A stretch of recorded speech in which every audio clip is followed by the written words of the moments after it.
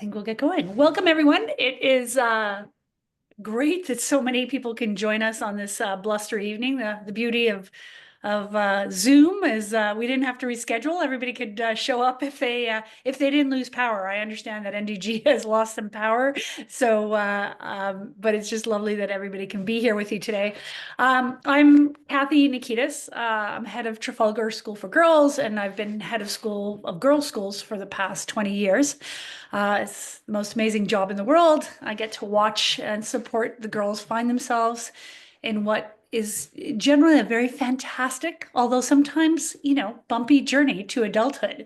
And it's my pleasure this evening to be having with me on this panel two amazing women who are dedicated to the health and well-being of girls. And so first, I'd like to introduce you to Professor Melanie Dirks, who's a clinical and developmental psychologist who earned her PhD at Yale University. She completed her predoctoral clinical internship at the University of Illinois at Chicago and a postdoctoral fellowship at the Offord Center in Child Studies at McMaster University before joining the faculty of McGill University in 2009. Dr. Dirks' research focuses on mapping social and emotional skills in children, adolescents, and young adults, and understanding how personal functioning contributes to a psychological system in students. Her contributions to teaching and mentoring have been recognized with the Leo Yaff Award awarded by McGill University in the Faculty of Science, and the McGill's Principal Prize for Teaching. In September of 2024, Dr. Dirks became the second woman to serve as chair of McGill's Department of Psychology. And so she also serving as a chief scientific officer at the QARL AI.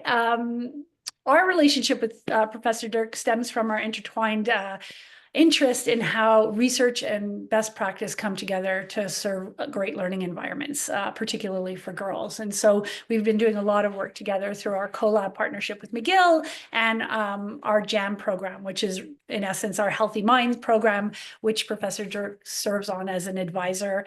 And honestly, just an inspiration to see somebody so dedicated to the socio-emotional well-being of girls. So it's a real pleasure to have you joining us this evening. It is a pleasure to be here. You. Also joining us today is Dr. Alyssa Sklar. And in addition to being an expert in economic development and communication and digital marketing and social media and running Sly Consulting, which serves North America and Europe, she also runs Risk Within Reason, a Montreal consultancy project focused on teens, technology, and risky behavior. She has a background in cultural studies, media, and adolescent high-risk issues. Dr. Sklar holds a PhD and an MA in communication and cultural studies from the University of Massachusetts at Amherst. She taught at Concordia University and worked as a researcher and consultant in adolescent risk and prevention at McGill University, and regularly writes about parenting issues. Alyssa has 3 daughters, and she's had the pleasure of kind of finding that work balance between her daughters, the eldest 2 being twins, and the third being a few years behind them. Full disclosure, Lisa is also my board chair, and honestly, the most amazing board colleague I've ever worked with, because she never lets us lose sight of the most important element of our work, which is really the girls. And so before I turn the floor over to our expert panelists, I wanted to talk a little bit of time to just talk about the topic that we've put out here tonight, adolescence, and why is that so important for girls in this current context and day and age. And adolescence is one of the most transformative periods, and it's defined by this incredible physical and emotional and cognitive growth, really the greatest growth. And other time that's comparable to that period of time in adolescence is the growth, both cognitive and physiological, that occur between ages 1 to 3 years old. So it's an incredibly important time in a girl's life and in a child's life. Recent evidence really suggests that there's a much earlier onset of adolescence in girls, with puberty now beginning as early as ages 8 or 9 years old, compared to what we know as an average of about 11 or 12 years in previous generations. So that phenomenon of earlier adolescence is called precocious puberty, and it's driven by a number of factors, physiological factors, but also psychosocial factors and stressors that have changed over decades. And so today, what we want to do is talk a little bit about what the research says, but also talk about in terms of parenting and learning, what are some of the things we can really do and focus on with our adolescent girls and to help them navigate what we see as something that's happening much earlier than it used to. So some of the things that we know and that the research indicates for sure is that there's an impact that starts in terms of some confidence issues, particularly in the area of one area, which is in STEAM related topics. So lots of the research now is indicating that girls are having some eroding confidence around the age of 10 when it comes to STEAM and STEAM related topics. So that is, grade 4, where we're seeing some real changes in how girls perceive their own capacities in that. What we do know is, there's 3 fundamental elements to a girl's sense of self, which is their sense of confidence, that is strongly built around their sense of capacity. And so it isn't just about kind of building up a sense of positive feedback. Girls really need to have that sense of understanding their capacity and being able to receive that kind of feedback in a concrete way. So they're not just satisfied with a pat on the back and you're doing a great job. They really want to see that they are achieving and they're self-aware of that. The other things that we really see happening at this period of time is the onset of the actual physical attributes of puberty coming earlier, which means navigating some of the social challenges around changes in breast development and earlier menstruation, for which they are not always as emotionally prepared when they're younger. And so this can often lead to feelings of, being embarrassed, alienated, a sense of anxiety if they're maturing earlier than their peers, particularly in an environment where there are multiple genders and there may not be always as much empathy and understanding around that. So that's a real factor that we see happening. Some of what we want to do and talk about tonight is how do we foster that emotional growth in girls in that age? And how do we talk about it, not just as something that's happening, but as something that we can really focus on and intentionally change, whether it be our own role modeling, the language we use, the relationships, and how we see our daughters develop within relationships. And so, 3 factors, that I wanted to talk about briefly before turning the floor over to our experts is just really creating a safe space for girls. And really that means both physical and emotional safe space, which means, whether it's, her room or whatever space in the house being her safe space, but really understanding how she feels safe within her friendship groups, how she feels within a dynamic of the family, how she responds to her sibling relationships, and how they interact with one another.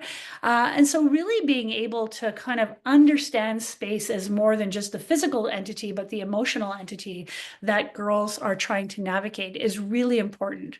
And, my focus on that is really about trying to be curious as parents and not trying to be dogmatic as parents about what we want them to do and who we want them to be friends with, but really developing a sense of curiosity and why they're making their friend choices and why they're developing their social groups around the people they are, and 2, why they're responding to certain conversations the way that they are, sometimes. And I'm sure many of you see that at home with, sometimes, little comments from siblings, older, younger, brothers, sisters, whatever it is, that trigger a really heightened emotional response. And that is so normal for that age as they're trying to manage, their own selves. And I always equate that to, I promise you that when your daughter runs to her room and slams her door and falls onto her bed, she's feeling much worse than you are. Even though you're quite frustrated at the fact that she's done that. So that's one of the things we'll be talking a little bit about today, how to empower girls' voices in a really positive way. And Alyssa will definitely talk about that in terms of how we talk about technology and the impact of technology on this age group, and how we can navigate that with them. But also trying to have her understand who she is. And so that finding her own voice and not the voice of her friends or the group think mentality that often happens in adolescence, right? Because they're trying to figure out who they are. Their friendships are really critically important to them.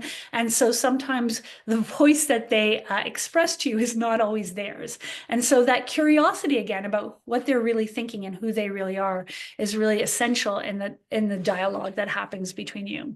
And then of course, I have to go back to this because I think it's so critical.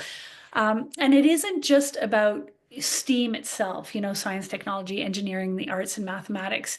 It's about critical thinking at large and really developing curiosity in our daughters. And that means really allowing them to tinker with everything, with physical items, with thoughts, with ideas, and gardens, whatever it is, but letting them explore so that they can develop their own curiosity and not be responsive to what they think others want or need, but be confident in their own capacities as they draw that forward. And I think sometimes we think of tinkering as more of a male kind of factor, but it really is something that can be encouraged in girls in their very own way. And I think that that's something we'll be talking about tonight. I was going to tease and say, that final piece that I want to talk about is, how do middle school girls respond to snow days? And since we've had a number of them recently, and how do we as parents respond to them, and how do we role model all of that? So today we're going to spend a little bit of time talking about different elements, how we can support our daughters through that period of time, as well as take some questions if we can towards the end, and have a little bit more of an open dialogue. So I'm going to turn the floor over to Melanie Dirks and have her, I think she has a presentation that she'll be putting up. I do. I've been a professor for so long that I basically can no longer talk without a PowerPoint. So I did make one. Let's see if I share it. Okay. Let's see if I can just do that. Okay, can you see it? It's working? Okay. So I'm just going to build on what Kathy said to talk a little bit about what we know scientifically about risks and opportunities in early adolescence, and particularly for girls during early adolescence. So I am trained as a developmental psychologist, and it's important to always define your developmental period. And so when I say early adolescence, the World Health Organization actually defines adolescence as being from 10 years of age to 19. And so when I'm talking about early adolescence, I'm going to be talking about from 10 to 14 years of age. And a thing we know about this period is that this is a time when we start to see an increase in the prevalence of different types of psychological challenges. So things that are not very common in childhood start to become more common when we move into adolescence. And in particular, this is a risk period for the onset of major depressive disorder, especially for girls. So in childhood, major depression is very rare. So it is very unusual to find, for example, a 6-year-old who has major depression. It happens, but it's not common. And in childhood, depression is equally likely to occur in boys and girls. But that starts to change as we move into adolescence. And so the figure I'm showing you is showing you the percentage of youth who would meet diagnostic criteria for major depression. So it's pretty low through 11 and 13, and then we get this big bump in girls at around 15. And this really starts to onset at around 14 is where we start to see this separation between boys and girls. And then everybody's prevalence rates increase into young adulthood, but the girls really come up.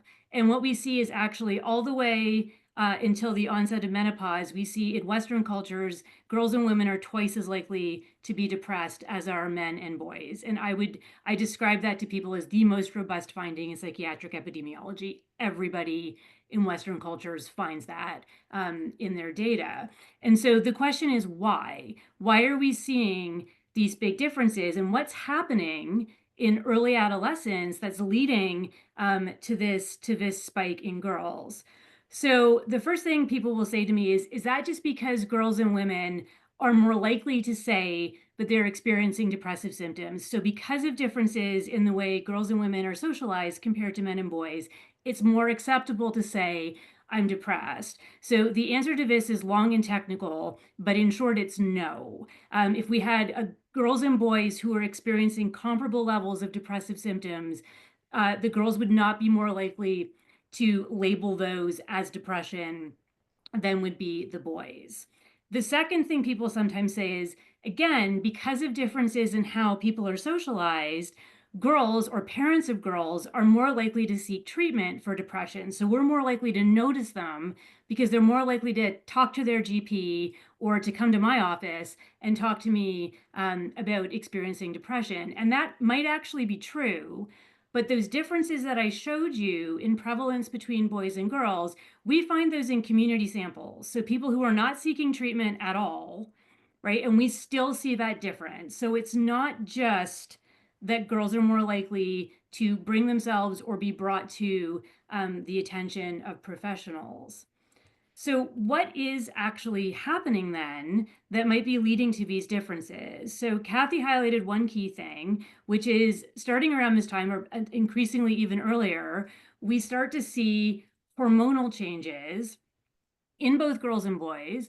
But for girls, those changes might pose more of a risk for major depression than they do in boys. So I promise this is my last piece of data, but this is showing you results from a study where they looked at the percent of youth who were met criteria for clinical depression over the last 36 months.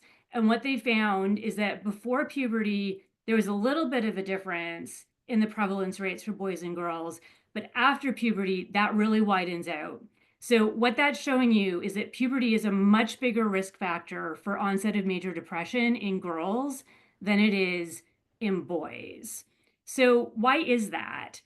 So the first thing is something that Kathy talked about earlier, which is those hormonal changes may in and of themselves increase stress, right? Especially if you're earlier than all of your friends, you look different, you stand out in ways that might be very uncomfortable, and you may start to attract sexual attention way before you're emotionally ready to be handling that. And those things can be really, really stressful for young girls.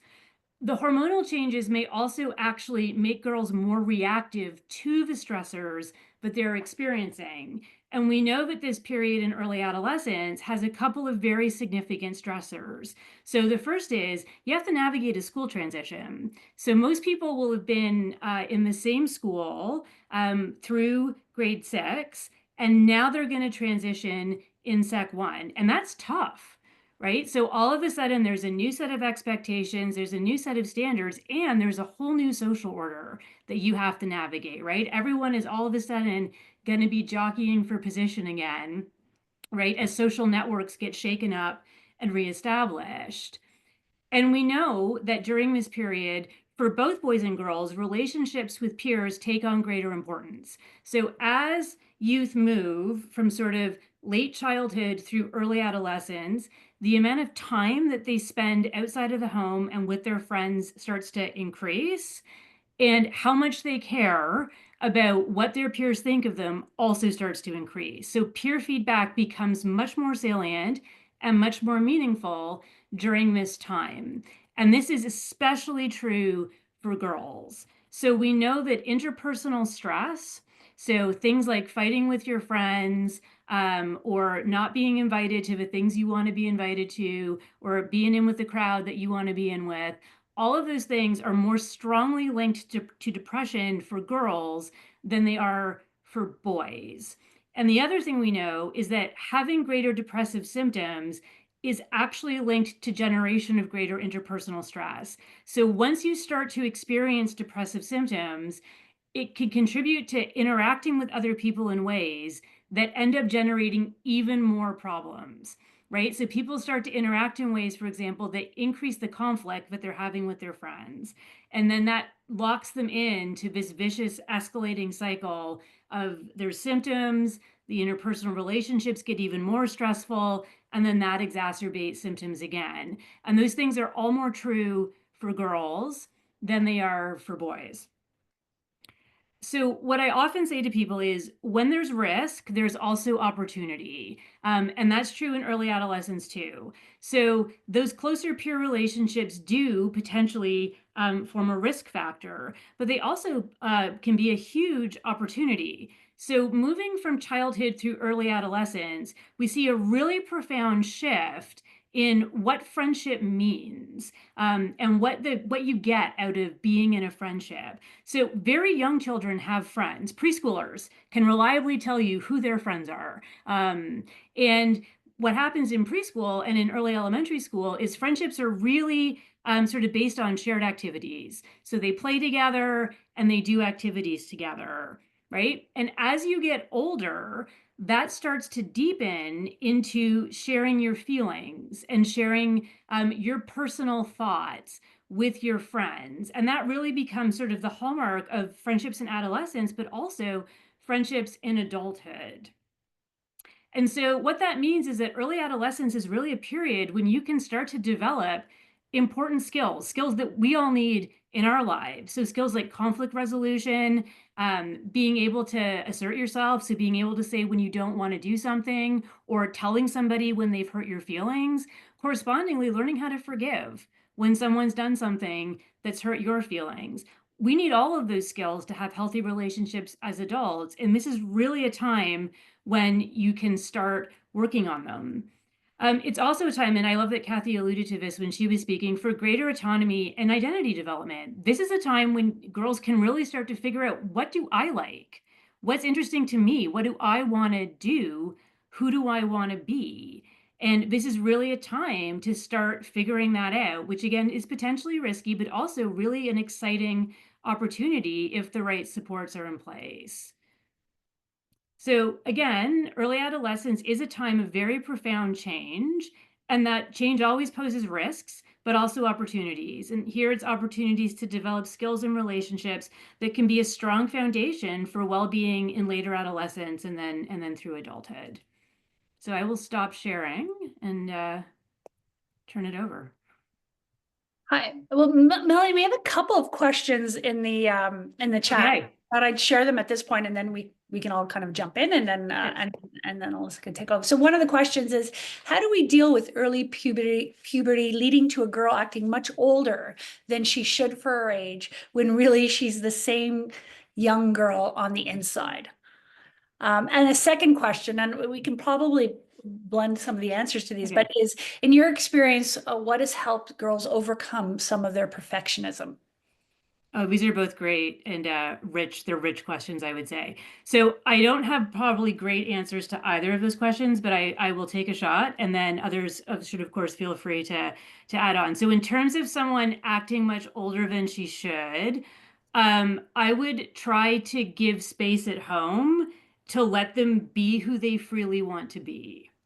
So as long as we're not talking about risk behaviors that might need to be intervened on, if it's just expression through dress, for example, or things like that, then I think you want to be thinking about, is this really an issue? Do I really want to stop this? Or is this a way for this person? Again, part of adolescence is trying on identity, right? It's really figuring out who you are, in part by figuring out who you're not, and trying on different identities. And so things like, trying different styles of clothes, changing your hair color, those kinds of things, that's sort of, I think, normal experimentation. And so I might think about, is this sort of a behavior that's sort of a really kind of a typical identity exploration and maybe isn't a problem.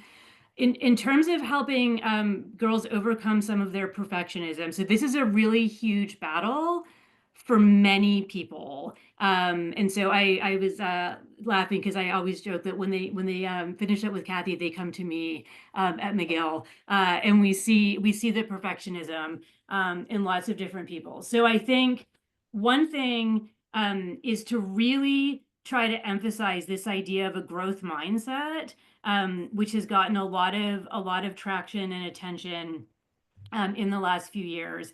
And so this is fundamentally, it actually started out in research on kids' math abilities. And it was really the idea of, do you believe that people can get better at math, or do you believe that some people are good at math and some people are bad at math? And if you're bad at math, you're never going to get better. And it turned out that kids who believed that math was a skill and you could work on it, that was associated with doing better at math. And it's turned out that this is true for all kinds of different domains. So in terms of like depression, helping kids to understand that personalities change, that who you are right now doesn't always have to be who you are, and things can change and get better. That's actually associated with a decrease in depressive symptoms. And so in terms of perfectionism, I think really trying to emphasize growth. Everything is about learning.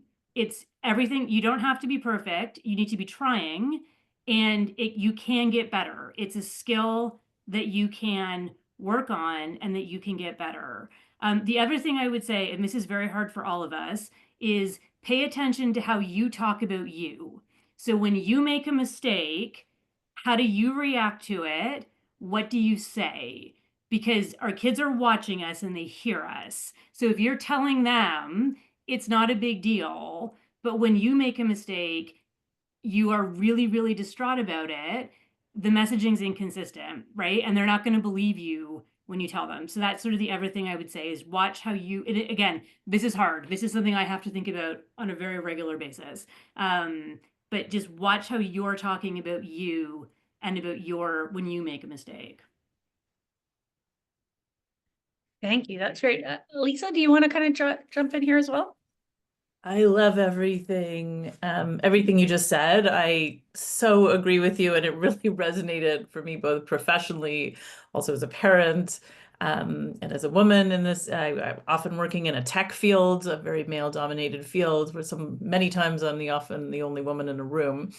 I also think as a parent, sometimes thinking about how we respond to our kids' efforts, instead of just, I guess saying, how smart you are, it's more about like how hard you worked at something. And instead of just saying what a fantastic picture, it's like, oh, I really like the way you did the trees differently this time, or finding content types of positive reinforcement and recognition that like you did something that was really hard today.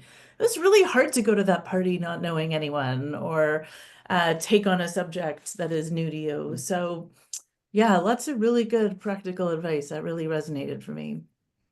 Yeah, I agree. I think, particularly, what we're just talking about modeling, right? Like how you model your response to things and also your curiosity about them. They won't be curious about themselves if others aren't. One of the biggest challenges is, it particularly because everybody's being introduced to social media so much earlier and to what, and not, and kind of marketing in the world in a much earlier age. Your expectations, this is particularly around the piece about, acting one's age, right? Adolescents really need things to be sometimes clearly outlined to them. They are not, grade 9 or 10 grade 9 or 10 students where you can sometimes be even a little bit sarcastic or you nuanced in your advice to them. Younger students sometimes just really need to know what you expect. And in the absence of you expressing that to them, they will turn to what the world is telling them they should expect. And I think so that's one of the really clear outlines. And I'm not saying, a list of rules and what you want, but as a family, what's important to you and what do you think is important for them to be doing at that age? And I think that's one of those critical factors. So the kind of open mindset, and being able to for you to model that in as much in your conversations. There's a great author, Carol Dweck, and we can post that up after the session, who's written a lot about growth mindset and it helping adults, but also there's some great books for younger adolescents and older adolescents in terms of understanding the growth mindset. So that's the other piece. Then another really practical point, and it's all about trying to find balance. I always find that we give these points of advice and I do the same thing. Like I go extreme, right? Kids should be eating more greens. Okay, well, then all of a sudden I've given them, 17 different greens they have to try that week. And that wasn't the point. They just should be eating a tiny bit more than they were eating. But one of the things around perfectionism is sometimes girls particularly can hone in on something and really want to do really well on it, particularly on grades. And so when I spoke a little bit about tinkering earlier, one of the key components of tinkering is actually the process. It's the questioning. It's not the right answer. There is, there are so many different answers to how to build a solid structure with Lego that goes upwards. I mean, there's so many different pieces, right? So there's not a right answer. And if you can think of kind of the Lego tinkering and some of the other things that they're exploring and use that kind of same analogy where there isn't always this perfect answer. And I mean, we always talk about this at work every day is, our attempt is that the girls can graduate from high school being able to ask more questions than they're able to answer. And that would be a sign of success. And really, so that element of tinkering helps build that up. How it addresses perfectionism is you understand if you're going through a process that there are multiple correct answers. It's just like the whole notion of futures thinking now. There isn't one defined future. There are multiple futures, and we need to be role modeling that ourselves, that the understanding there isn't always one perfectly right answer. I do understand that in math and sciences there are, but you have to build that muscle of being able to think on multiple routes. So one of the ways we deal with perfectionism a little bit in terms of when we see somebody is also to push them to try other things. Sometimes when somebody's really a perfectionist, they're honing in on one other thing. And the reality is if you've gotten them involved in multiple activities and multiple things, they understand the notion of balance. And that means sometimes balance doesn't mean everything being 95%. It means I have to find a way of self-reflecting on that, how that happens. So those are just some concrete things that we use on a day-to-day basis for those two things. If I could just jump on that, I think one of the things that we can do with early adolescence is that they're very drawn to spending time with their peers. That's really important to them, or to experiential things. So if we're not just looking at outcome, if it's really just process, not product, they often are willing to try things because their friends are doing it. Oh, I don't know how to skate. I'm not gonna, that's something I want to do. I'm not good at that, or I'm not good at art, or I'm not good at those things. But if a bunch of them are just, if the point is just fun, being together with your friends and things that are experiential, which is also really good from shifting the onus onto a perfect product and more towards like, I had a great time with my friends. I was relaxed today. I was able to do something with my body is strong. I didn't know that I could do these kinds of things. That is often a nice way to deflect from the end product. And we can show this, like in the last few years, I decided to take up ceramics. I'm in my 50s, how often do I get my hands messy as an adult woman, and other than baking or cooking, I guess. And so showing our kids that we can try new things and we can get messy and laugh when things collapse or don't turn out that way, I think is really powerful. Absolutely. I learned how to I think ski that, yeah, go ahead. in my 40s. There you go. I'm not there yet. Yeah, I'm not there yet. What are we There's going to try in our 60s? You know, like that's I'm like in my that's like, 50s. I'm just not at the ceramics. whatever it is. Our kids are watching, Full you know, like as disclosure, you say. well into my 50s. But it is so important, you know. My husband is an engineer and he loved coming up with problems. So one year he said to the kids, like, let's figure out how to make an igloo. And like they don't know how to make an igloo. Like they just went out with all their things and like figured the first few collapsed. Of course, he was there to make sure everyone was safe. But then like figuring that out and modeling this, like it doesn't have to be perfect, but it could be fun and we could figure this together. Yeah, no, absolutely. I think that being able to also learn to go with the flow a little, in some of the simplest things, right? That are and being able to model that is a critical piece. Sounds so easy, but sometimes it's about, you know, knowing where we stand in that and then being able to model for them. There's one more question, and it kind of relates to Melanie's presentation, and then Elise, I'm going to ask you to kind of take the floor and talk a little bit about technology and social media and phones and everything around that. But this one question that's popped up has two pieces to it. One is, how can parents foster building confidence at home when the child is reluctant to have open conversations? And that extends to, what are the red flags for depression in teens at a point in which we may need to seek professional help? So I'll answer the second one first and then circle back. So it is very typical for adolescents to be moody and for there to be an increase in negative affect compared or negative emotions compared. Sorry, I'm a psychologist. We always talk about affect. Negative emotions compared to when they were younger. And you may get like increased irritability and increased reactiveness. And all of those things can be totally within typical bounds. So I would say sort of red flags to be looking for are what clinical psychologists and psychiatrists would call anhedonia, which is when the person loses interest in things that they used to really like and enjoy. So things that they used to love don't spark any joy. They don't want to do them. They're not interested. It almost presents like a lethargy. That if you see that, and again, not on one day, right? So everybody sort of cycles around, but if you see that sort of for a consistent period of a couple of weeks, where sort of all day, every day, not interested, right? They used to really like being on the swim team or being, on the softball team, and now they're not interested in doing those things. That is potentially something that you want to be looking for. Similar if you're seeing like big behavioral changes. So sleeping a lot more than normal or sleeping a lot less than normal, eating a lot more than normal or eating a lot less than normal. Anything sort of where you're seeing kind of dramatic behavioral changes. I would potentially also be concerned under those circumstances, but I do not want anyone to panic based on anything I just said. Again, there is wide variability in terms of emotional and behavioral experiences that are all within kind of typical range.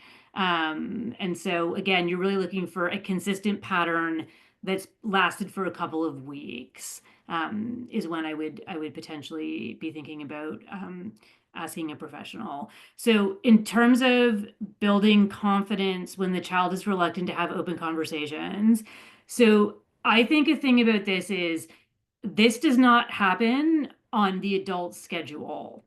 So a trap that I used to fall into is, I've got time now, so can we please talk about what's going on at school today, right? It is not how teenagers work. You have to wait. They will come to you when they are ready to talk to you, but then you have to be there. So you have to stop what you're doing, even though whatever it is, and you have to talk to them. And you have to pay attention to the context, because that may be a time or a space when they feel safe to do it. So I remember talking to a parent once who noticed that one of their kids would really open up on car rides.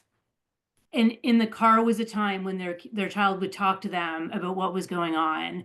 And I remember wondering if that was because you're not face to face, you're side to side, so you can talk, but you don't have to make full on eye contact, and it's a little bit less intimidating and stressful when you're trying to disclose, right? And so trying to do an activity together, right, may be an opportunity to get them to open up, but you going and saying, I would like to talk about this now is generally the surest-fire way to ensure that teenagers not going to talk to you.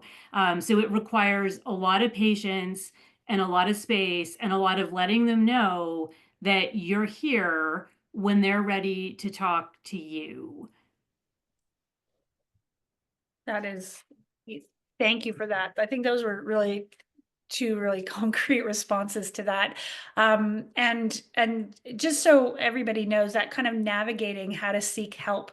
One of the things we're working on right now through our JAM program is to kind of have an educational kind of decision-making tree for parents to help them navigate any challenges that they see their kids going through. So hopefully when we get that developed by June, we'll be able to send it out to this group. But I think that that's a really critical understanding of when and how not to panic is a big question in that. And one of the things Melanie focused on, and I think two things she said, and I want you to think about those, is sleep. We were not going to get into sleep today. We did a whole workshop on it last year, and I can get the slides out. yeah, we had great time.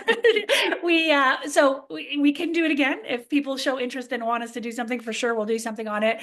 But understanding the need for sleep and sleep changes during adolescence, and those physiological changes are really, really critical. And being able to find ways of assuring that sleep is happening, huge. And then that whole notion of independence, right? So how do you get them in the car? Let them still come home from school on a bus, but still somehow get in a car, do some kind of activity with you, not losing their independence. And so trying to find that balance. So those are kind of two other areas we can have a whole other workshop on: developing independence and sleep. But I'm going to turn over to Elisa now for a little bit of tech talk. All right, I will do some tech talk, which is not TikTok, but I actually just wanted to, I loved your practical suggestions, Melanie, and I just thought a couple of other things that I remember learning from the amazing Scott Fried, who talks about ways to get teenagers to talk to us. One of them is, as you said, not necessarily being face to face, and that they don't always do it at convenient times. It's like often just as we want to go to sleep. Exactly. It's never at a, it's always like, I'm almost asleep. Exactly. And you know what? When they want to talk, sleep will wait. So that's what you do. But sometimes we forget that we think we want to talk and we think it means that we need to talk. But actually, sometimes companionable silence is totally fine too. Sometimes just talking about the hockey game or something else like that is keeping channels of communication open. And maybe that takes some of the pressure off parents who feel that they always want to have a capital T talk. And that puts a lot of pressure on kids and actually makes it far less likely that will be successful. And one thing that I think is really fun to do is when our kids are little, they often want us to lie down next to them when they're going to sleep at night, and then they stop doing that. It's like every once in a while, see if your, gangly teenager or tween minds if you, oh, let me just lie down and have a cuddle with you for a few minutes. You don't have to fill in the silence. You could really just cuddle, or they could just talk about like the hoodie they lost that day. Like, it doesn't really matter what they're doing, but people give up their secrets in the dark and they are more likely to open up. And you don't want to do this every day because that would just be weird. But as a once in a while thing, it's a nice way to connect with your kid in a way that, that'll maybe resonate for them because that's what you used to do when they were little. So, okay, so let's talk about technology. I will share presentation that I just have a few slides from a longer workshop that I do with them. Are you able to see them? Let me just move the box. You don't have like that weird Zoom box in the middle of everything. So this is just part of a larger presentation that I do for parents on guiding kids' use of digital technology, keeping them safe, all of those kinds of things. But there were just a few things that I wanted to zoom in for our talk about about early adolescence and helping girls find their voice. One of them is to recognize that if you are upset with the amount of time they're spending on their screens, it's really not entirely their fault, that these things are specifically programmed to activate the reward sections in our brains. I don't know about you, but there are times where I look up at late at night and I'm still on my computer and I am well past adolescence. So imagine how much harder it is before you have all those executive functions developed. It's so much harder to exercise that self-control, that judgment, the problem solving, all of that impulse control in particular. And these technologies are specifically programmed to make that hard to do. So every time there's a text message, every time someone likes or follows, every time there's a little dot that shows a notification that zooms onto their screen and stops them from doing math, all of those things are dopamine hits. And that is that chemical responsible for reward, also really an important part of learning. But recognize that that is what are all working against. And a lot of the design here is the same kinds of things that are used for online gambling and gaming, is very, very sophisticated. And so helping our kids use the screens or find, a balance, moderation, ways to do that that doesn't impact their social life or their personal hygiene or their work and their homework, all of those things is really, really challenging. And talking about it, acknowledging that it's hard for us as adults sometimes too, I think is really important for them. Very briefly, I'll just talk about some of the things that we know when it comes to kids and screen time. The one question I often get is how much is too much? And unfortunately, that's kind of a how long is a piece of string question. Often, the research will define it as more than 2 hours, more than 3 hours a day. But we know that kids today are on screens far longer than that, whether it's, their social media, their gaming, or things that they're doing at school. So too much is kind of an it depends. Too much is the point at which it interferes with their ability to have satisfaction and accomplish the things they want to accomplish in a day and still be happy. Is it interfering with their sleep? It is interfering with their friends. Is it interfering with their homework? Is it interfering with their mood, with their ability to control their impulses? Then for that kid, that's too much. We do know that there is a correlation with excessive digital technology with mental health problems. Again, correlation doesn't imply causation, right? We all remember that from high school science. And that means that we don't know what causes what. There is a very robust relationship, but it might be that kids who are depressed might seek online spaces as respite from issues in their lives, or they may feel like a freak and no one gets them, but online there are communities of kids who love manga or whatever kinds of things they love that they aren't finding in the peers around them. So again, we need to, the not panic, I think is a really important message, but just recognize there is a correlation. We know that there's definitely a correlation with not getting enough sleep, and kids already were sleep deprived before, we had this level of penetration in our kids' childhood and adolescence of all of these screens, but it definitely had an effect of worsening it. We know a lot of kids sleep with their phones under their pillows on vibrate, that they use them as alarm clocks. Get those things out of your kids' rooms at night. Get them out of your rooms at night. Set up a charging station in the hallway, get an old-fashioned alarm clock from, I don't know, wherever you get them these days. It can be battery operated. It just needs to make a big noise. You don't want to roll over first thing in the morning and get that dopamine hit. These days, it's probably best not to start your day with those news notifications anyway. So thinking about that is really important. We also know that there is overall in North American kids, and this is actually based on research from American kids, steadily decreasing satisfaction that kids are reporting with their lives. And this is pretty remarkable because up from the 30s, it steadily increased post-war, from post-World War II, steadily increased, and then around 2012 kind of took a dive. We get correlation. We don't know exactly what that is, but we know that the more time kids spend online, the more likely they are to report that they just don't feel as happy or as satisfied with their lives. And we know that kids today have fewer soft skills. So soft skills are being able to talk to a stranger, being able to have a conversation, small talk, being able to ask someone if they want fries with that or if they want a double double. Those kinds of things are just how we interact with people who are not close to us. You may have noticed that your kids are terrified of making telephone calls for any reason, booking appointments, answering the phone, any of that. They will avoid that.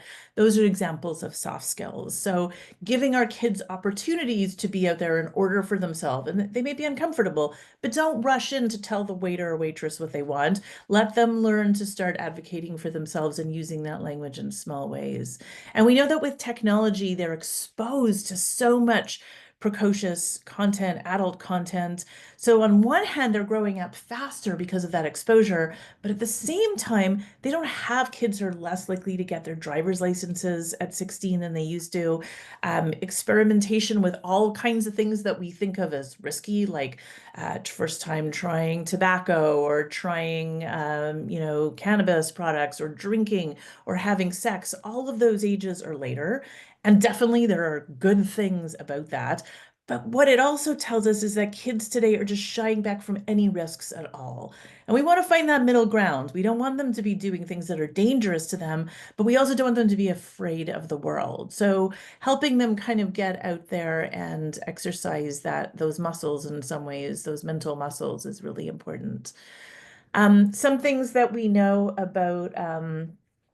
about kids online, and I'm actually going to the next question. I didn't set up a poll here, but when I ask people, which gender do you think spends more time online, teen girls or boys?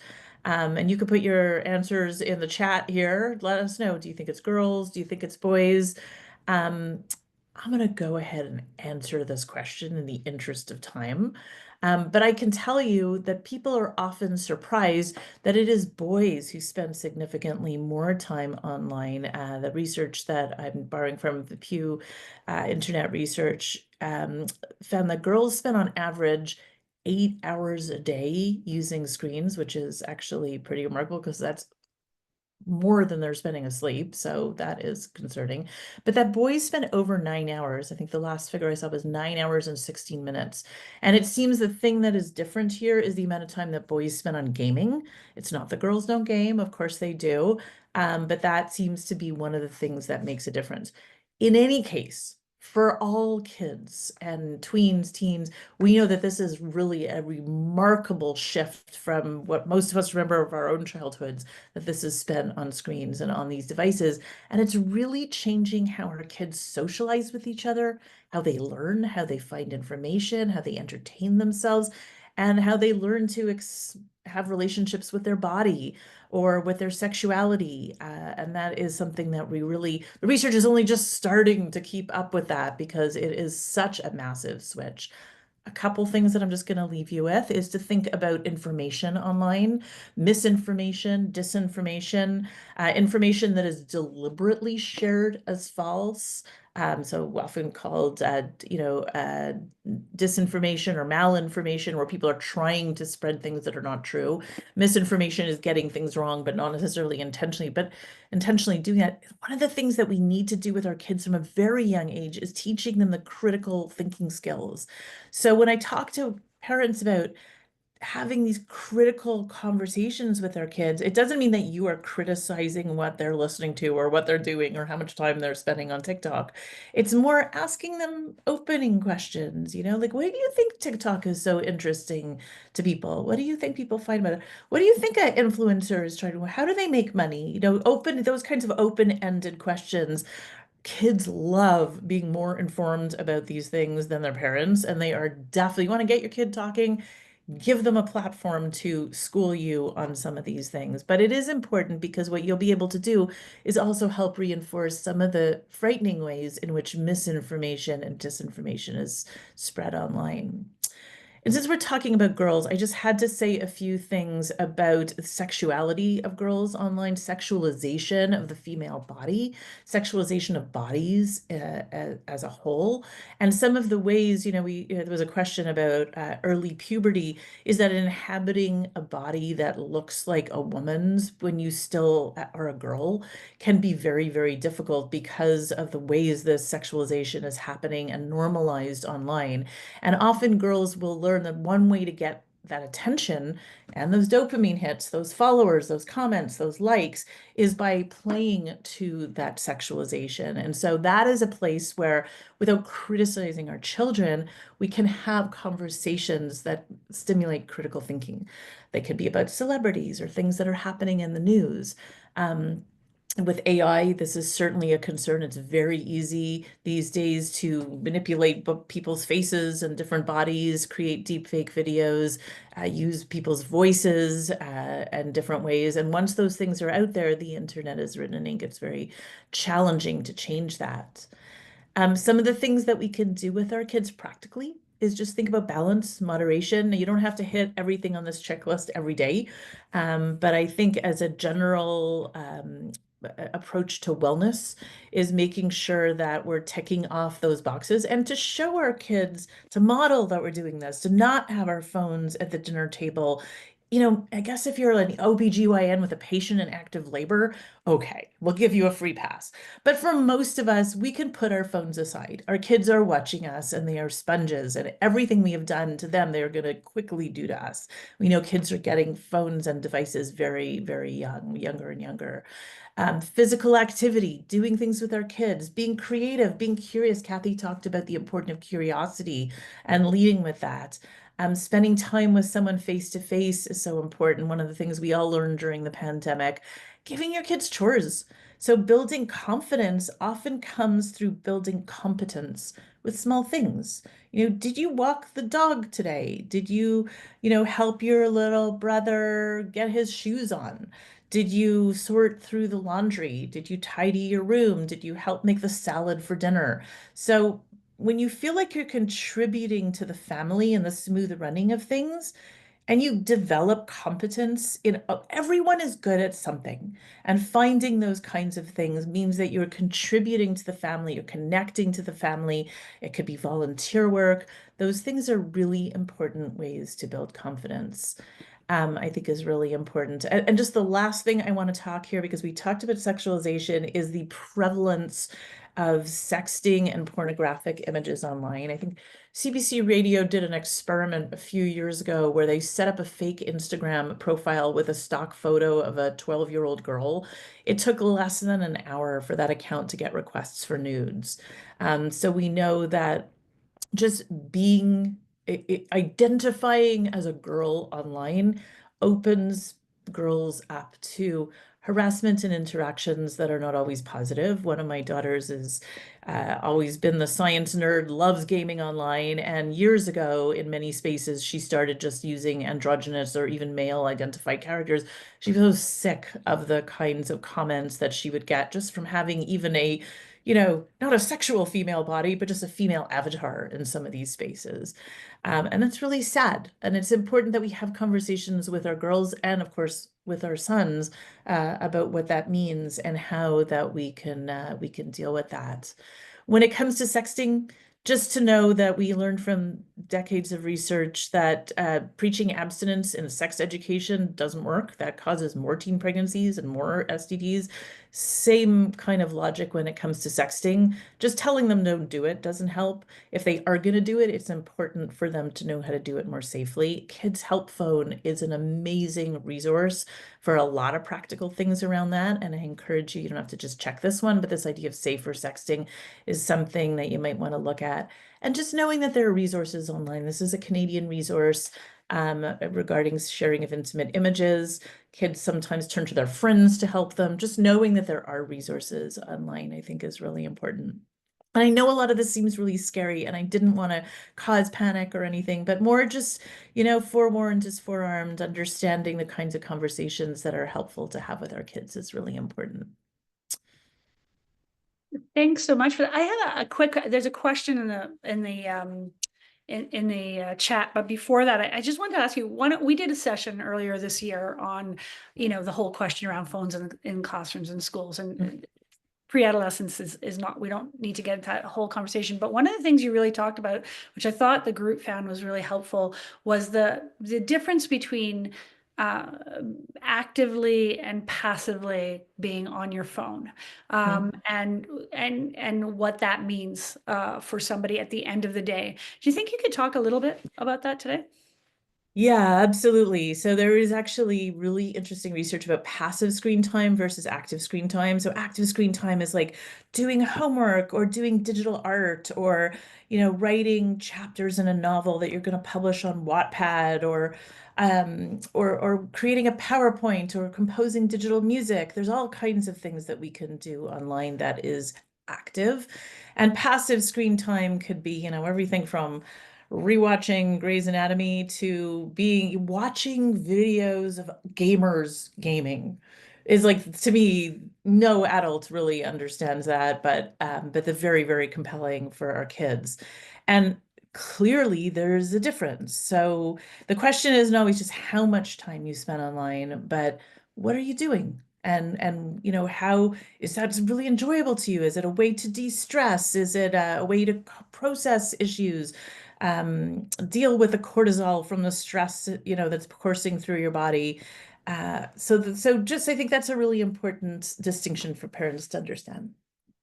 Yeah, and I think the parents really enjoyed when you talked about that too, because it's also encouraging you sometimes to encourage your children to use technology to pursue the interests that they have, but in that active way, as opposed to kind of the passive stuff that Yeah. exhausts you or whatever. Yeah, it's also knowing like there are so many amazing, cool things out there for our kids to be doing that are really positive, that can help them curate an amazing digital footprint as they get older, to connect with like-minded individuals, to explore their hobbies. So it's about also learning where those places are and helping to guide or steer our kids towards them. So I was just going to say that, it's a tool, right? And so it can be used for really positive things. So one of the things that we study in my lab now is when and how and why friendships end. And the major reason that friendships end is a really boring reason, which is somebody moves. And then it's really difficult to stay in touch with that person. And that's true for adults actually, but it's even more true for like an early adolescent or a teen, right? Somebody moves and you don't see them at school anymore. And that makes it much more difficult to maintain the friendship. But if it was a really great friendship, technology can be a way to do it, right? You Sure. can connect on your phones or you can connect on Facebook. And so I think we're going to see, relationships and friendships that might have ended literally just because it was too difficult to maintain it over kind of the distance, could be maintained in a way that could be really positive for people. Oh, that's a great Absolutely. point. Yeah, That sounds very. like great research, actually. I'm really interested to hear more of what you're learning from that. That's And fabulous. such a critical thing at that Yeah. time, right? At that adolescent stage where your friend Yes. like, oh, everything, right? There's a couple of actually, but one is most of my daughter's friends have phones already in grade 5, and she's feeling left out. We're holding out until at least high school to give her a phone. What are your suggestions on how to navigate this? Oh, yes, this is a tough question. And I know as a parent, it's so hard to resist that pull and make your kid feel like the only one who doesn't have it. I promise you, they are not the only one who does I was not going have to a say, phone. I would first fact check that claim because Exactly. definitely somebody else doesn't have a phone. 100%. Um, I would say that you need to know your kid more than anything. And a phone is a massive responsibility and source of freedom. It's like everyone else is allowed to go to the park by themselves, but your kid is not going to look both ways before they cross the street and is going to lose track of time and going to forget their shoes there or whatever it is. So you need to know your kid. I think there are ways to allow them to safely participate in some of the activities in online spaces without having a phone. So, for example, if the family has an iPad or a MacBook at home, you can use that to set up a WhatsApp. They can participate in a WhatsApp group or be part of whatever. I mean, these days, many adults have, not all, of course, but might have access to those devices so that they can find spaces for their kids to still participate in that. Sometimes there are going to be things they miss. I mean, a lot of adolescence and early adolescence is performed online, and they may not be the first one to know about, oh my God, did you hear what happened when they get to school the next day? And I think that's okay. Like, I think it's important to talk to your kid about that ahead of time and help maybe them process their frustration or their disappointment about that and to find ways around that. but I don't think having a phone is anybody's birthright. And I think that, all my kids were voracious readers. Then they got their devices and they did continue to read, they did, but I definitely saw the amount of time on go down with those kinds of things. And there are definite consequences to that easy, constant access that you might want to think about with your child and have those conversations with them. What do you think, Melanie, about this? Yeah, I mean, I agree. So, right, I think some of it is like, first of all, are they actually ready for the responsibility of having a device that expensive, right? That they're walking around with. So kids lose phones, they break phones, right? And so, are they ready just for that? I think is and people again, people vary. And I also, wonder about, is there a way to kind of give them a phone that lets them do some of the things that they want to do, or to set it up in a different way, as Alyssa said, right? So can they be in a WhatsApp group? Can there be a family iPad, which means then you would have access to sort of like the chats that were happening on it, and you would be able to see it. And that might be a way to kind of sort of get to a middle ground. I would also, if you know the other parents, I would talk to the other parents about this, because it's really unusual that it's truly only one person. Um, That's so true. And yeah. actually, when I speak in school communities at elementary schools and middle schools, I often like the parents are it's like a revelation. And they're all like, wait, maybe we as a group of parents of fourth graders can collectively agree Yes. that we're not going to do this. And I have definitely seen that happen. And then suddenly, your kid isn't the only one to not have Yeah. that.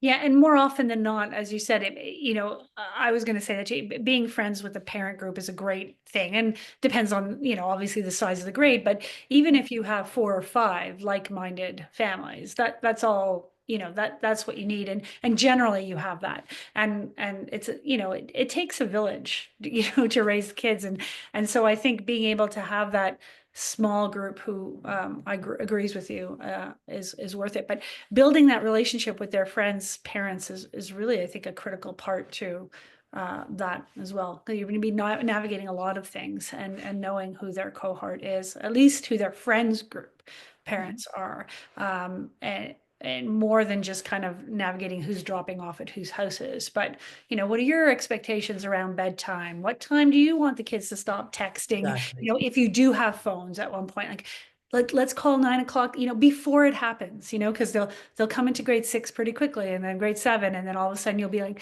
oh, okay, I want bedtime to be, whatever it is, 9:30, but I want the phone to stop at 8:30. Well, getting ahead of those things and Yeah. having those conversations with their peers is pretty important around that. I actually have a question for you, Melanie, Okay. based on something. I remember reading this a while back, and I wish I don't recall the piece of research, but it really made me think of this with young girls, is that um the phone or these screens are kind of a portal to an outside world outside of the elementary school or the middle school or the high school, Right. and exposure to different kinds of material Yeah. that girls, I guess maybe kids who began dating later, and they could be same sex or opposite sex, that there was an advantage to delay, not that parents, I'm not saying to restrict dating, but there was an advantage to kids who, for whatever reason, started it because they spent more time with their same sex peers exploring relationships, understanding friendships, building confidence in themselves, that there was a kind of advantage. And oh, I wish I remembered the article. Does that sound familiar? Have you seen anything like that about really giving kids the opportunity to focus on the peer group? So like before they had phones, like in the Yeah, exactly. It was actually independent of phones, but I was just okay. thinking that phones kind of opened up that larger world, these devices, to kids outside of their school or their normal peer group. That there were some advantages to just really understanding and spending that time with your peer group and developing friendship and learning how relationships work. I And mean, I think I mean, so I'm not familiar with the specific research you're yeah, citing, but definitely sort of the skills that you develop navigating friendships and actually also navigating your relationship with your siblings do then feed forward into the other relationships that you're going to have. And friendship is an interesting relationship to me because it is actually the first relationship that your kids get to freely choose. Right. So they get to say, I like this person and I want to be friends with this person. And that makes it kind of the template for learning the skills that you'll have in adult relationships, right? Because unlike a sibling, a friendship is voluntary. So if you really cross the line with a friend, they might decide, I don't want to be friends anymore, right? In a way that a sibling does not have the luxury of doing that, right? And so this is really where you learn to navigate conflict and being able to stand up for yourself, but also being able to compromise. And it's also, I think, really where you start to navigate like the kinds of intense feelings that closeness and intimacy generate that will then be feelings that you have to navigate in romantic relationships when you get a little bit later into adolescence. So I definitely think that will be gains associated with spending time with your peers and also getting support from adults in your life around how to navigate some of these things, right? So we actually don't spend much time talking to people about these are hard things that sometimes happen. Yes, sometimes somebody will do something that really hurts your feelings, or you might really hurt their feelings. You didn't mean to, but you did really hurt their feelings. And how are you going to repair that now? Right. And we just expect kids are going to know how to do this, but why? Why? Right? And Like, those are so important because those are really skills that build confidence. yeah. Right? So And the key word that you like learning, right? That It's a skill. you're sometimes not going to be successful. And Yeah. I always kind of think like, look back, how many of us, some of us still have some friends that we had when we were, 10, 11, 12. But aside from people necessarily moving away and making it harder, there are friendships that we weren't successful at maintaining Yeah. for whatever reason. And I think we need to, as parents, sometimes also recognize that some of those failures will happen at the age of 10, 11, 12, 13, because you're not sharing values or because for a series of reasons. But if you can look at it as a learning opportunity so that they can get stronger at it and better at it as Yeah. they develop, I think that's so important. That's such a great point that you brought up.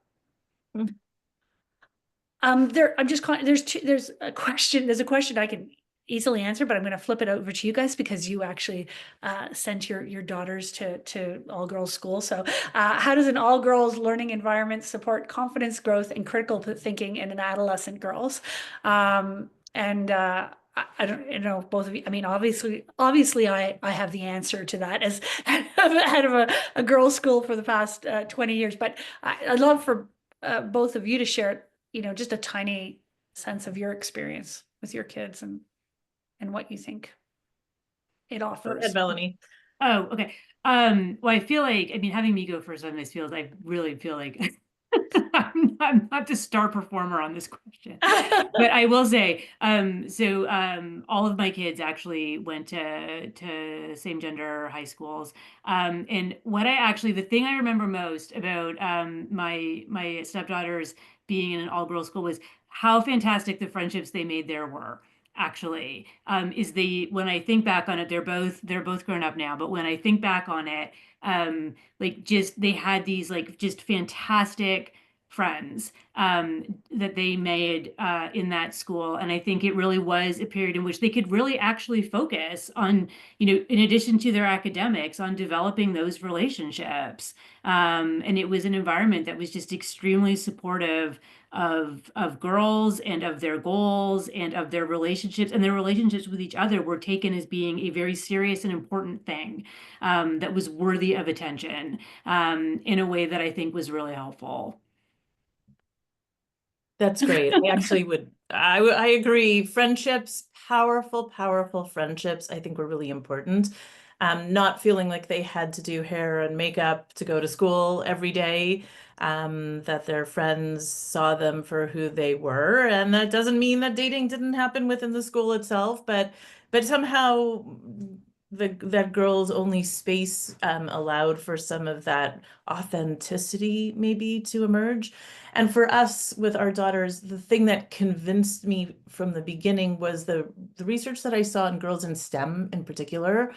Our older daughters were very quiet. To me, there is absolutely no question that all girls schooling gave them a place to find their voices. And one of my daughters, who's now doing a doctorate in aerospace engineering, and is one of the very few women in her, as consistently, and each time she goes another degree, the few women in her space. She remembers she was at a co-ed elementary school, and she said, you know, when the teacher would have a problem with the smartboard, all the boys would rush up, and she was just a quiet person. She said, but when we got to high school, I was the one who stepped up and did it. And quietly, you know, she said, you know, I used to go visit all these other high schools, and I wanted to see the robotics club, and sometimes there were maybe one or two other girls, but often there was no other girl in that space. And so really developing that confidence in themselves was really important. And interestingly enough, two of the three of them are still in very male-dominated fields. When they got out of that space, it wasn't like they weren't able to do it. They now knew that they know. They had that competence. They had developed that confidence. They did not, you know, at all shrink back, and they really went out and seized that space. And I really think that was absolutely critical. The other thing that I found, especially in a smaller same-sex school, is that contrary to type, there's still friend groups and cliquiness that are going to happen anywhere, but they had to spend time with everybody. You know, there was no, you're going to be that person's lab partner at some point. You're going to be in this group. You're going to be sitting next to them on a bus on a field trip. And that I'm thinking of what you were saying before, Melanie, that it really gave you learn the skills required that you're going to need in a working environment in Yeah. your life You don't practically. always get to pick your coworker, right? Or your lab partner or who you're going to learn from. Exactly. Yeah. And that to me was really quickly that they learned. I think that's probably true working with any gender, but there was something about a same gender school that was small enough to give them that space to really learn those skills that I think was just very powerful in terms of setting them up for success. Yeah. No, you guys, great answers. You know, I can only agree with those. And furthermore, I think, you know, just having girls show up and become self-aware, and through everything we've just discussed, is the relationships that they develop, and but also not being influenced by gender stereotypes. They do everything. Like, you know, the girls at school take out the garbage, they take out the recycling. Nobody's saying a girl does this and a boy does this.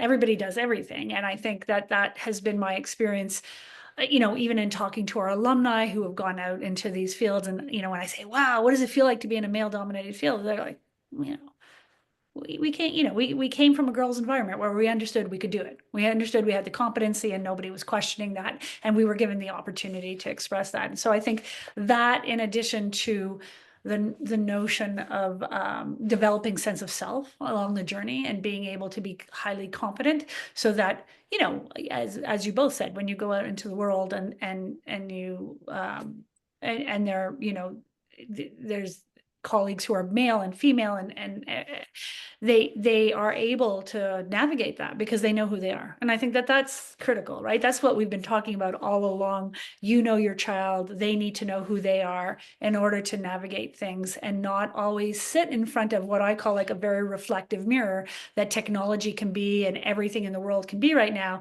where it's almost sometimes like, you know, you're living your life with a set of mirrors around you. And as an adolescent, you're constantly judging yourself against these mirrors.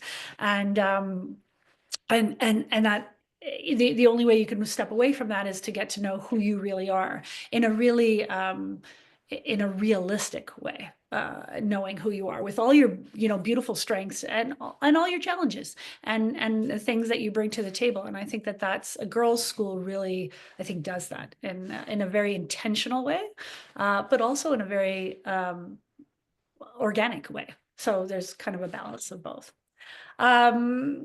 One last question, or a couple of questions, but one that came up earlier, and I'm always conscious of not leaving people out. Somebody asked, there's a couple of questions if we can get some books out about growth mindset and some of these topics, and we'll create a little, reference list for everybody. But there was a question of, I'm wondering whether the pandemic affected girls, or how it affected girls between 10 and 14 ages, who are currently 10 and between 10 and 14. Any thoughts on that specifically? I mean, if I look at the data are not, I would say they're not telling a consistent story, at least at this point. So it's hard for me to give a blanket answer about, yes, it was good, yes, it was bad, and in what ways. So again, I think it's variable. It certainly posed risks, depending on what kind of supports were available at home, right? So that shift to online learning. So we're talking kids who are 10 to 14 now. So they would have been little, right, in the pandemic. And that shift to online learning was really tough for younger kids who just don't have the attention spans yet to be able to sit and look at a screen and learn off a screen. And so certainly, if parents were not in a position to be able to provide active scaffolding, which many weren't, because everybody was trying to do their jobs at the same time, right? So many people could not sort of do their job and also go to second grade at the same time. But that meant it was tough for a lot of those kids to actually do the learning that they would have done if they'd been under typical circumstances and been in the classroom. So, I do have, some concerns, and again, this is just my impression. This is not based on data that I have read. That for some people there may be sort of delays in terms of academic skill development, and there may also be delays in terms of social skill development because again, they're not in the classroom interacting with other kids, and the interaction through screen is one, it's not quite the same, but the second is I don't know how much kids got that. Right. So I think for a lot of kids, they were at home and they were at home with their siblings if they had them, but that was kind of what they got through that period. And again, sibling relationships are an amazing learning opportunity in a lot of ways, but they do have differences from friend relationships, and that sibling relationships are typically defined by an age gap, such that you're always navigating one person having kind of more strength, more knowledge, more power, especially in those earlier years. And again, they're not voluntary. And so siblings tend to push it way further than you'll see kids pushing it with kids at school, in part because of the fact that like the kid at school doesn't have to talk to you anymore if they don't want to. So in theory, I can imagine reasons why it may have contributed to kids being not as far ahead as we would expect in their academic and their social development. But again, I have not seen data yet that have convinced me that that is definitely the case. It's just my kind of working theory. And I also think that there's going to be variability. Yeah. So certainly there were kids who were in family circumstances where they're going to be much more at risk of those things than others. Yeah, definitely. And I think, as you said, different circumstances, from everybody's kind of work environment to how many siblings are at home to whether, grandparents moved in, Yeah. or other family members. There's so many different aspects. I do often so we did see some impact more for, I would say, students between Sec 2 and Sec 4, maybe, where there were, because there was more, the schooling had changed in terms of alternate days at attending school. But for elementary school, that wasn't so much the case. And sometimes I keep reminding everybody, for COVID, there was that 3 months period of time, but then after that, we were in school every day.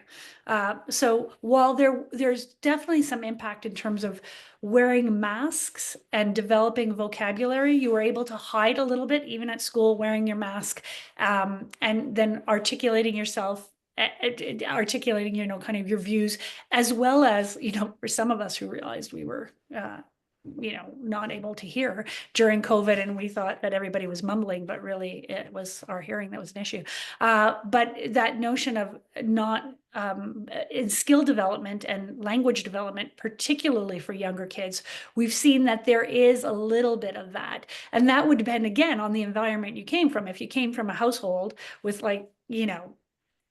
three siblings and two parents and two grandparents living in the house, there was probably a lot of chatter going on. So you were picking up vocabulary as one of the youngest ones, if you were. But if you were in an environment where you were very much on your own, or parents were working in and outside the house, different depending on what their work was, that might be different. So I think it's a variety of answers, but I think, to your point, Melanie, earlier, and Melanie, you said the same thing, is, you really sometimes there's the general things, and then there are things that may have impacted your child specifically that didn't impact 9 out of 10 other kids. And that doesn't really matter, because if it impacted your child, seek out the support that you can, and ask people. And you should definitely ask your schools if they're seeing, if they're teachers who have known them for years or are seeing anything that you might be seeing at home that concerns you, and follow up on that. Because sometimes it's a simple, particular around language, teachers can be very helpful around that. Yep, definitely. So question, twofold question for either of you. Has the pandemic affected the amount of neurodivergent diagnoses in girls? That is not in my wheelhouse. Would you know? That's not in my experience. I haven't seen it. I don't have so I don't have a good answer to that. So certainly we're seeing an increase. But some of this I actually think is just the change in the way people talk about it. So like, are we talking about an increase in like people who've been formally diagnosed with like by a mental health professional, or people who are self-identifying in that way? And I think those are two kind of different issues. There has been an interesting trend over the last few years, even 5 years, where mental health practitioners are subject to the same kind of biases that everybody is. And so for a long time, people thought that like ADHD and autism were things that boys got or had, and we didn't see them in girls. And that's not right. And ADHD in particular is interesting because girls are more likely to have an inattentive presentation for ADHD. So when you think about ADHD, you think about a child who's very physically hyperactive. That presentation is more common in boys. Girls are more likely to be inattentive, and so they're daydreamy. And the thing about that is they're less likely to get to attention because they're not disruptive in the classroom in the same way that someone who's very hyperactive is. And so I think there was kind of this cohort of girls where ADHD may have been under-recognized for them. And now we're sort of starting to realize, so we're seeing this spike in diagnoses of ADHD in adulthood, which is possibly coming from that. But I don't know that it's related to the timing tracks a little bit with the pandemic, but I'm not sure it's related to the pandemic. It's interesting. I wonder some of it also is because the kinds of observations teachers and educators could have with everything got so disrupted for a while. So maybe things got put off or noticed, diagnosed a little bit later. But it is one thing to say about single gender schooling is that they're more likely to pick up on the ways in which things present in girls. That is not always the classic description in the textbooks. That teachers or parents will notice, and it may not necessarily have a name, but it's more like, okay, well, let's find the thing that works for the student. Whereas girls often just become quieter if things aren't working. Not always, and so maybe they're compliant in the classroom and they're not creating issues, and so things aren't likely to get flagged in the same way. Yeah, no, absolutely. And that notion of compliance, right? That, we definitely saw that during COVID, this kind of sense of compliance, that I would say has flipped a little, which is not a bad thing, actually. That notion of questioning, why do things have to be this way? Yeah. And so some of that, what you might be seeing is people are saying, this is who I am. I recognize how I respond to things. Yeah. A little bit more. And now, the beauty of us opening up the world is saying, we want you to be self-aware. We want you to be, know who you are, be who you are, express that. All of a sudden, we also have to be able to respond to that and saying, oh, well, that means we can't just fit everybody into a cookie cutter approach for everything. And so, whether that addresses some of the, neurodivergent students feeling like they can potentially present, who they are more readily to everybody. And that's what we're seeing. I don't know. But it's a good thing in the sense of, being able to be more responsive to that and getting to know our community better. I'm very conscious of the time. It is 8:30 and we've said that was kind of calling it quits. We've had great questions. If there are more questions or thoughts or more that people want to hear about moving forward, please don't hesitate to write it in the chat or send it to the host of the meeting, to Nadine. Would be happy to take those questions from people. But I just want to take a moment to really say it was such a pleasure being on this panel with the two of you. We've done lots of this individually, not very many of the three of us together, so it's been kind of fun doing it, the three of us together. But it just, just your support of girls, socio-emotional well-being, and they're just their cheerleaders. I mean, just you guys have just been fantastic through the years, and I just want to really thank you for taking the time to share that with some families. And as I said, if anybody has any questions, we're more than happy to be here to share any guidance we can give you with finding answers. We may not have all the answers. We actually don't have all the answers, I promise you. But we do know some really great resources, and are always happy to be just to hear and to talk, and if you have any questions. So have a lovely evening, everybody. Thank you. And a pleasure. Thanks very much. Have a good. Thank you for having me. Thanks. Take good care. Bye-bye. Bye, everyone.